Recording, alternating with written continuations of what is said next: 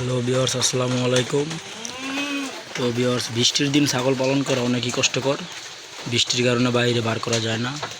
দেখুন ছাগলের অবস্থা, ঘরের ভিতরে আটকে রাখা। তো ছাগলের তো বেশিক্ষণ আটকে থাকতে চায় না। তবে বৃষ্টির দিন অনেকই সমস্যা ছাগল পালার জন্য। তো আমার এই ছাগলটা গত 2 দিন হলো শরীরে জ্বর অনেক। তো আজকে ট্যাবলেট খাইয়েছি। তো এখন ইনশাআল্লাহ একটু কম। তো বৃষ্টির দিনে আসলেই অনেক কষ্টদায়ক ছাগল পালন করা। চারুর ভূমিতে ছাড়ন যায় না। তারপরে ছাগল তেমন একটা আটকে খাবার দিলে তেমন একটা খাবার খেতে চায় না। ছাগলের শরীর শুকিয়ে যায়। তো যারা ছাগল পালন করেন ভিউয়ার্স, তাদের উদ্দেশ্য করে বলতে চাই যে বৃষ্টির দিনে ছাগলকে দানাদার খাবারটা বেশি করে দিবেন।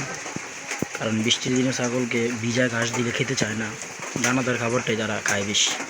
তো দেখতে পাচ্ছেন আমার এই ছাগলের ঘর। আমার এই ঘরটার বৃষ্টির কারণে ছাগল যে প্রস্রাব করে, সেই প্রস্রাবে কাঠগুলো ভিজে যায়, কিন্তু শুকাইতে অনেক সময় লাগে। তো যারা ছাগলের খামার করবেন তারা কাঠ দিবেন না ভিউয়ার্স, তারা প্লাস্টিকের মাচা ব্যবহার করবেন।